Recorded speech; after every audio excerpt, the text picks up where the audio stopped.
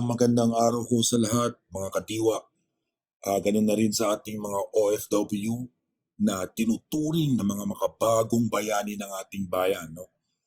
Ganun na rin ho sa mga ating kababayan na nasa Pilipinas.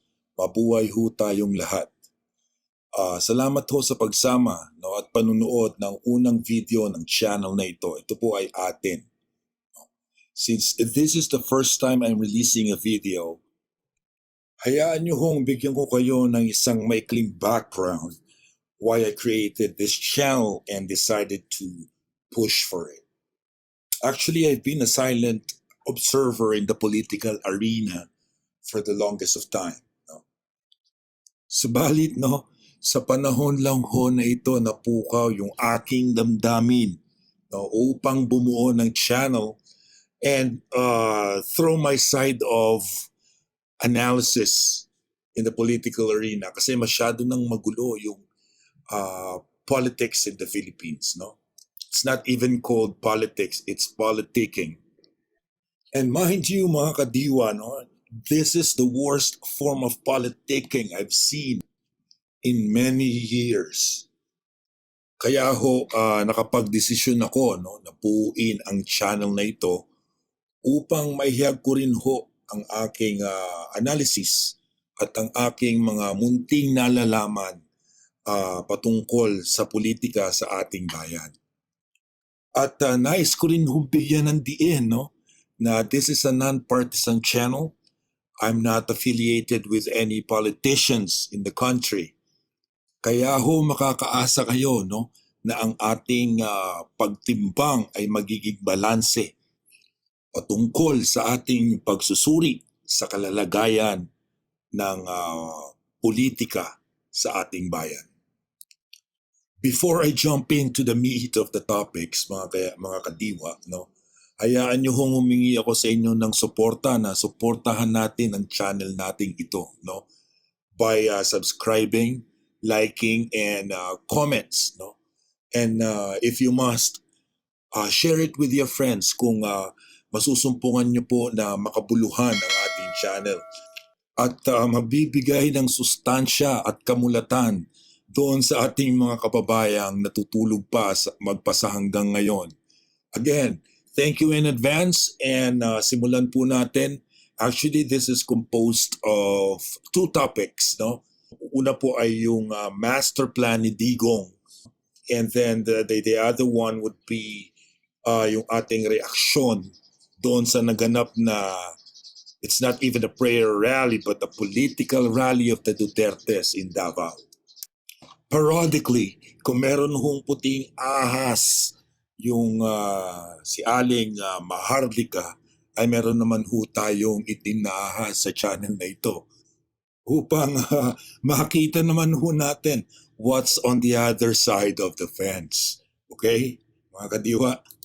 So let's jump into the topics today.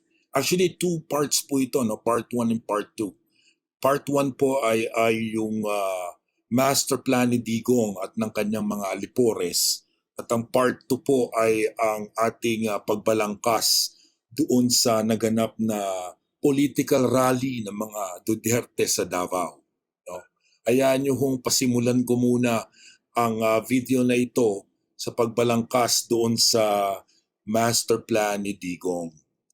Kung atin hong pagninilayan, no, dalawa ho ang dilema ng mga Dutertes. No? Una po dito ay ang EJK o yung extrajudicial killing no, na hinahabol ho sila ng ICC up to now. No? Ang pangalawa po ay ang kanilang kasunduan at pagkiling sa bansang China under the patriarchy of the former President Rodrigo Roa Duterte. Maaari ho na maraming kumestyon no, sa ating pagsusuri na inilabas sa video na ito. Subalit, yun naman po ang punto ng aking paglabas ng video na ito.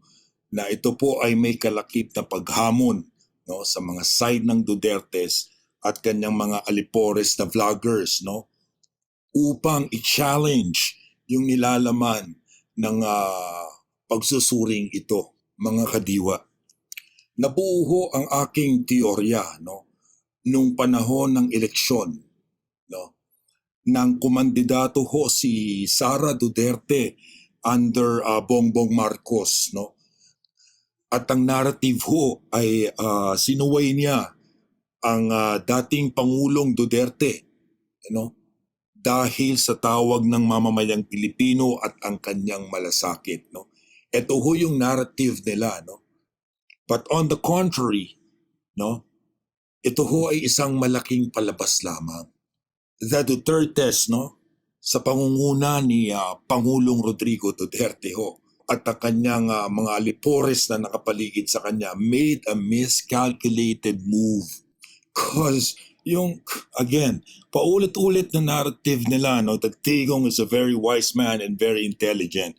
They even claim that he's one of the greatest tactician na they ever met, no, according doon sa mga alipores ni Duterte.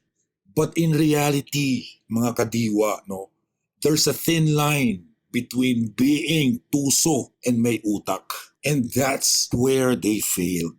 Kasi they are under the impression, mga kadiwa, no, that they have yung alas against the now President Bongbong Marcos. Hindi nila na-anticipate yung isang sangkap na meron na ang bawat Pilipino o ang karamihan ng ating kababayan, ang mulat na kaisipan. At ang unti-unting panlalamig ng taong bayan, no, sa pamilya Duterte, sa paulit-ulit nilang natutunghayan kung gaano katuso at kasakim sa kapangyarihan ang pamilyang Duterte. Kung hindi ka ba naman ho ang mga anak, no, lahat ho halos ng anak, no, naghahawak ng mataas na posisyon sa gobyerno. At yung isa pa nga ho ay merong aligasyon, no, regarding the 51 billion pork barrel na hanggang sa ngayon ho ay hindi pa ho nasasagot. Now going back to the topic, mga kadiwa, no, sa pagkandidato ni Sara Duterte under PBBM, no, we all know the fact na during that time, hindi pa ho kaya ni Sara Duterte ang makipagsabayan as president, no?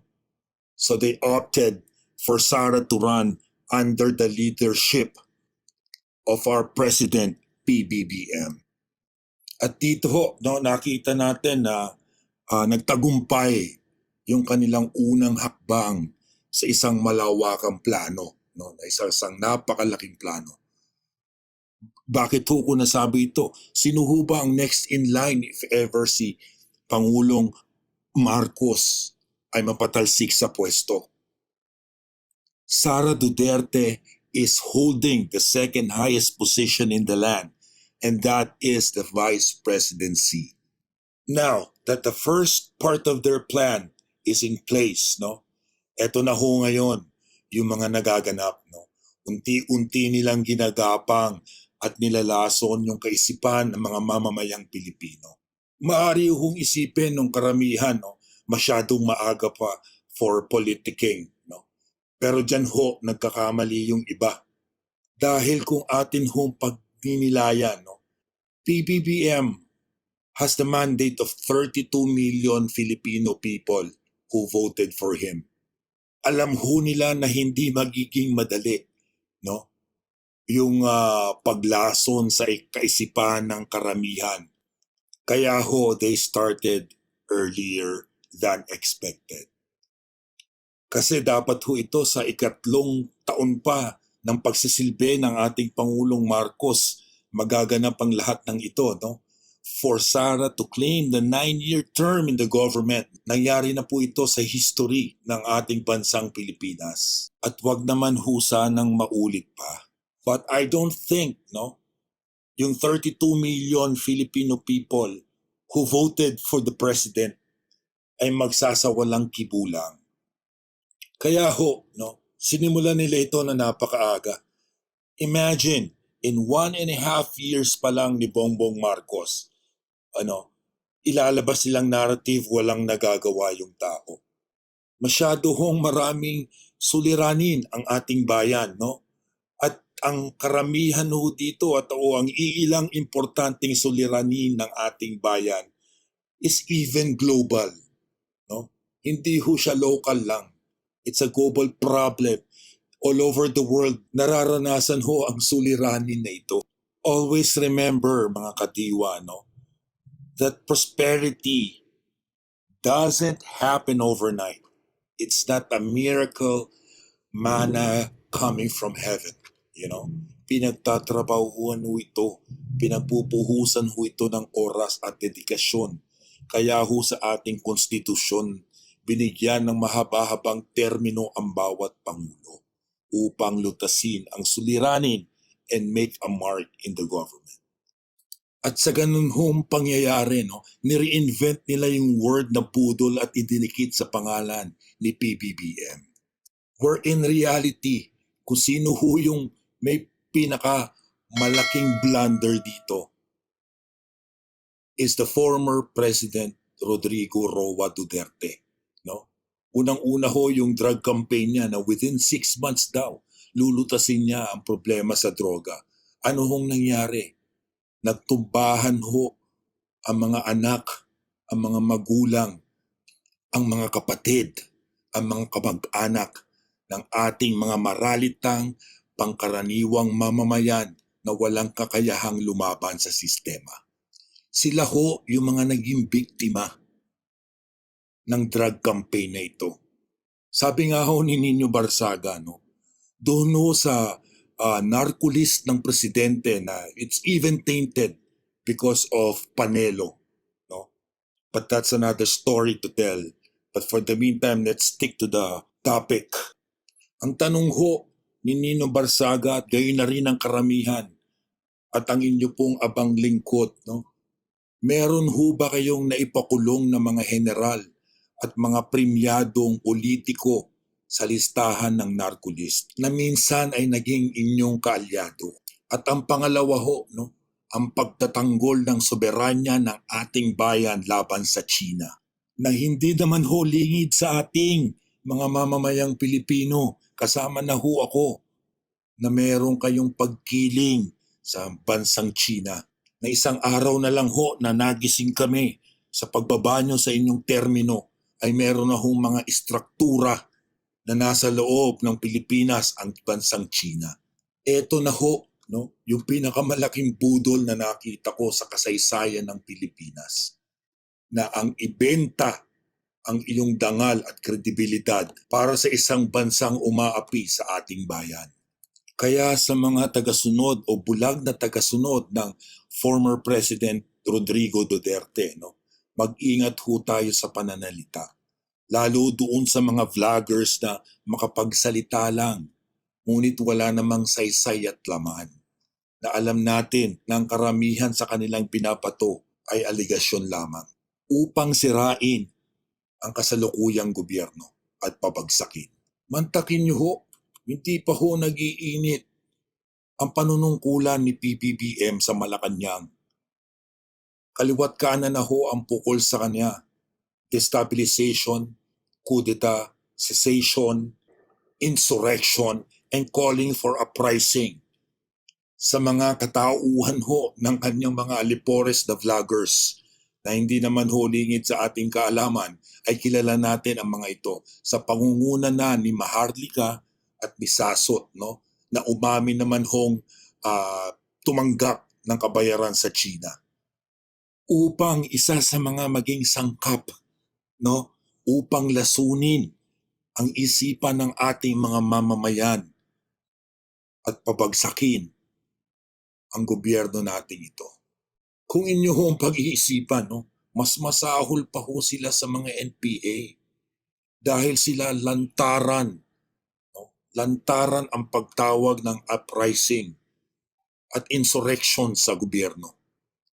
Gumagamit pa ho sila ng mga ilang ex-military people, no, para palabasin, no, na suportado ng militar o ng mga taong gobyerno ang kanilang pinaglalaban at pinagsisigawan na pagpapabagsak ng gobyernong ito at ang pagre-resign ng ating Pangulong Marcos. But these are clowns, the laughing stock of the community. Wala hong kredibilidad. Especially ito si General Macanas, mga kadiwa, na minsan nang umamin na gumawa ng mga illegal at anomalya nung siya ay nasa posisyon pa, kapalit ng kakarampot na halaga. Ipinagbenta ang kanyang kredibilidad, ang prinsipyo at ang sinumpaang tungkulin sa ating bayan to protect, uphold, and implement the law of the land. Kung ito lang hong mga ito ang inyong pawawalan upang kolektibang siraan ng gobyerno, ay napakahina naman ho at sadyang nakatatawa. Di ba ho mga kadiwa? I-comment nyo ho sa comment section yung inyong mga pananaw, no? At yung inyong tingin sa kanilang mga pakawalang tao upang sirain ang gobyernong ito. Pagbastan nyo ho yung mga galawan, no? Unang-una, isa sa mga unang pinaputok nila, no? That there was a electoral fraud, no? Ayon kay Glenn Chong. Pero ho, ang pagkakamali ho nila ito ay hindi na ho kinagat ng mga tao sapagkat isa ho itong napaka-imposible because there are 32 million voters, no? And that would be a very, very intricate move para malaman lang ng iilang tao. Saan naman ho huhugutin ang 32 million voters na ganun-ganun na lang kung ito man ay may katotohanang may dayaan ng nakaraang eleksyon. That is one failed move from the Duterte family. Bakit ko ho nasabi ito? Simple lang naman ho eh. Follow where the money is. Sino ho bang makikinabang kung mapabagsak man ang gobyernong ito o mag-resign ang ating Pangulong Marcos? Who is the next in succession? It's Sara Duterte. Sila na mga ganit sa posisyon at uhaw sa kapangyarihan na pamilya under the patriarchy of former President Rodrigo Roa Duterte. Ibabalik ko ho dun sa dalawang matimbang na puntos, no? Kung bakit magpasa hanggang ngayon sila ay nagnanais na maupo sa posisyon. Sapagkat ito po ang unang-una ay ang ICC. Ang EJK na naganap ng panahon o ng rehimeng Duterte. At ang pangalawa ho ay ang kasunduan nila sa China. I believe, no, mga kadiwa, that China has their hands on this. Sabi nga nung kamakailan, no, mga ilang buwan na nakakalipas, no, na merong balita na China will pour in money in the Philippines to destabilize this country and this government. For all I know, nandito na ho yung pera ng China, no? Lumalakad na yung kanilang makinarya. Kaya ho naglabasan na yung mga vloggers na yan, no? Na naninira sa gobyerno. Now that we are diving into the open waters, eto na ho yung the meaty part of this video. Ayon ho sa aking itim na ahas, no? During the campaign period, nagtanim ho ang mga Duterte ng espiya at scalawags sa loob ng kampo ni PBBM. No? Ito na ho, yung mga nagsusulputang mga vloggers na loyalista kuno. Unang-una na ho dyan si Maharlika. No? Basang-basa naman ho natin, no? Sa kanyang mga pananalita pa lang, sa paggamit ng salita, sa character assassination, kilalang kilala ho natin kung saang kultura nang galing yan. Sa mga Duterte. Hindi naman ho natin makakaila. Iisa lang ang lengguwahe ng lahat ng sumusuporta kay Duterte. Kung gaano ho katabil ang dila ng namumuno, gano'n na rin ho ang mga magiging tagasunod nito. Naniniwala ho ba kayo dito mga kadiwa? Just comment down below and let us see your reaction on this. Ayan na ho, no? Yung isa sa mga hakbang pa nila, no? Nung hindi kinagat yung electoral fraud, pinalabas na ho nila yung mga asong ulul nila upang mangagat at manglaso ng utak ng mga mamamayang Pilipino. Again, sasabihin ko sa inyo and I will not be tired of reiterating, this will not happen swiftly and briefly dahil alam nila na matatag ang mandato ni PBBM. Kaya uunti-untiin nila, unti-unti nilang ginagapang at nilalason ang isipan ng mga mamamayang Pilipino. Pero ang hindi nga nila na-anticipate ay marami na humulat ang mata at nag-iisip na pangkaraniwang mamamayan. Like it is hard to believe that Maharlika was once a loyalist. From the word itself, meron itong root word na loyal. No? And for you to call a loyalist, you should have stayed with the Marcoses. And that's what loyalist is all about. Sabi nga niya, palabas niya, narrative niya, no? Ang sabi sa kanya ni First Lady na siya na ang pinaka-loyalistang nakita niya. Pero mga kaibigan, it's a psychological tactic, no? Para isipin ng taong bayan, no? Na siya ay loyalistang bumaligtad sapagkat may nakita siyang kamalian kay Marcos. But in the first place, she was put there to poison the well. She was never a loyalist ayon sa aking itim na ahas. She was planted there from the start by the Dutertes. Thinking na magagamit nila yung narrative na eto isang loyalist, bumaligtad, for them to buy credibility na once they stood up and believe in the principles of PBBM. Pero sa katotohanan ayon sa aking itim na ahas, Maharlika was planted. Mind you people, ang itim na ahas ko is a very credible person. No? Versus sa invented puting ahas ni Maharlika. Actually, yung puting ahas ni Maharlika is just a scapegoat para sa mga kaso. Na kung iisipin niyo ay nagtatago siya sa palda ng puting ahas niya upang sa ganon ay may labas niya ang mga aligasyon na walang pasubali at pananagutan sa batas. Iisa sila ng taktika ng kanyang Panginoong si Duterte. They are throwing everything on the wall and they're just waiting whatever sticks. In layman's term ibig kong sabihin ay binabato nila lahat ng iba't ibang aligasyon at pinapakiramdaman nila kung ano ang kakagatin ng taong bayan. Pero ang hindi nila naiisip, ginagawa lang silang entertainment ng mga taong naboboard. Kaya sila pinapanood. Ngunit ang kanilang boses ay walang mga pangil. Hindi iilang beses napaso na yung mga vloggers ni Rodrigo Duterte. And even Duterte, iniiwan sila sa ere. For example, yung sinasabing meron daw video na gumagamit ng droga itong si PBBM. Na hanggang sa ngayon wala pa lumalabas. At pinasinungalingan na ni Duterte that the video even exists. Kahit minsan na inamin ni Maharlika sa kanyang one of her vlogs na isa si former President Duterte who's holding the copy of the video.